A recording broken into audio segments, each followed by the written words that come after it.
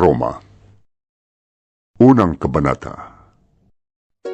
Mula kay Pablo, isang alipin ni Hesukristo, tinawag upang maging apostol at hinirang upang mangaral ng magandang balita ng Diyos. Ang magandang balitang ito na ipinangako niya noong panguna sa pamamagitan ng mga propeta at sinasabi sa mga banal na kasulatan ay tungkol sa kanyang anak, ang ating Panginoong Hesukristo. Sa kanyang pagiging tao, siya'y ipinanganak mula sa lipi ni David, at sa likas na kabanalan ng kanyang espiritu, ipinahayag siyang anak ng Diyos sa pamamagitan ng isang makapangyarihang gawa, ang kanyang muling pagkabuhay.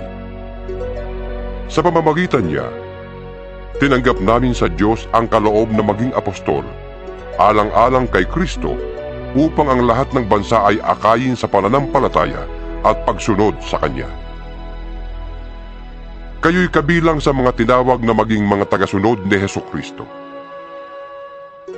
Sa inyong lahat na nasa Roma, mga minamahal ng Diyos at tinawag upang maging banal, sumainyo nawa ang pagpapala at kapayapaang mula sa Diyos na ating Ama at sa Panginoong Hesukristo. Una sa lahat, nagpapasalamat ako sa aking Diyos sa pamamagitan ni Hesukristo dahil sa inyong lahat. Sapagkat ang inyong pananampalataya ay balitang-balita sa buong daigdig. Saksi ko ang Diyos na pinaglilingkuran ko ng buong puso sa pamamagitan ng aking pangangaral na magandang balita tungkol sa kanyang anak, na lagi ko kayong idinadalangin. Lagi kong hinihiling na loobin niyang ako'y makapunta riyan sa inyo. Nananabik akong makita kayo upang kayo'y mabahaginan ko ng mga kaloob ng Espiritu sa ikatitibay ninyo. Ang ibig kong sabihin, upang magkatulungan tayo sa ikatatatag ng bawat isa sa atin sa pamamagitan ng ating pananalig sa Diyos. Mga kapatid, ibig kong malaman ninyo na ilang ulit ko nang binalak na pumunta diyan, ngunit laging may nagiging hadlang. Ibig kong makahikayat din diyan ng mga sasampalataya kay Kristo, tulad ng nagawa ko na sa ibang mga bansang hintil. May pananagutan ako sa lahat, sa mga sibilisado at sa mga barbaro, sa marurunong at sa mga mangmang. Kaya nga, ibig kong ipangaral din diyan sa Roma ang magandang balita. Hindi ko ikinahihiya ang magandang balita, sapagkat ito ang kapangyarihan ng Diyos sa ikaliligtas ng bawat sumasampalataya, unay ang mga Hudyo at gayon din ang mga Grego. Sa magandang balita ay ipinapahayag kung paano pinawawalang sala ng Diyos ang tao. At ito ay sa pamamagitan ng pananampalataya buhat sa simula hanggang sa wakas.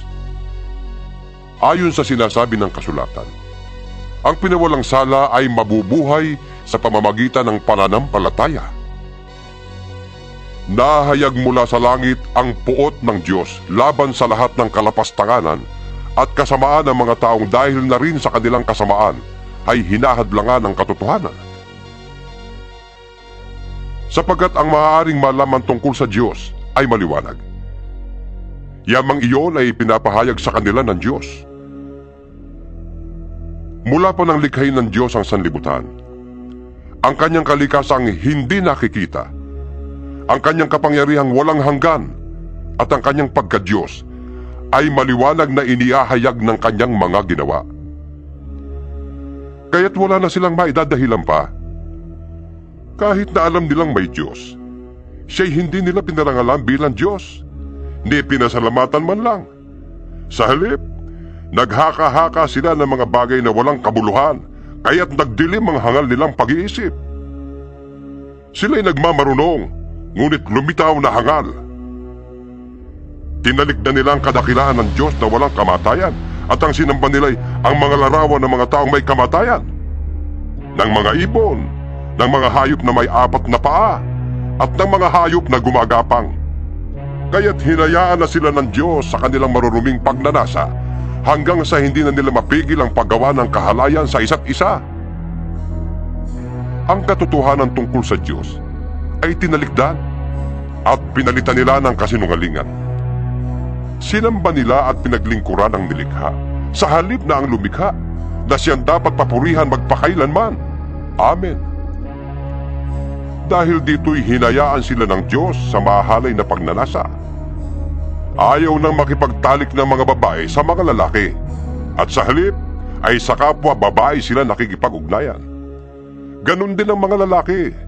Ayaw na nilang makipagtalik sa mga babae, at sa kanilang kapwa lalaki sila nahuhumaling. Ginagawa nila ang mga kasuklam-suklam na bagay, kaya't sila'y parurusahan ng parusang nararapat sa kanilang masasamang gawa.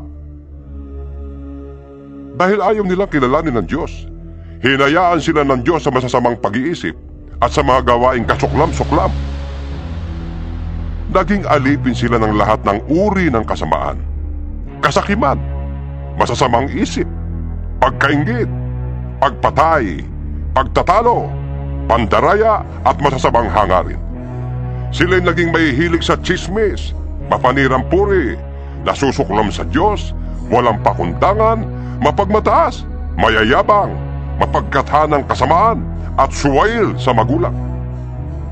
Sila'y naging mga hangal, mga taksil, mga walang puso, at di marunong lumingap sa kapwa. Nalalaman nila ang utos ng Diyos na dapat mamatay ang mga gumagawa nito. Ngunit, patuloy sila sa paggawa nito, at natutuwa pang makita na ang iba ay gumagawa ng ganoon.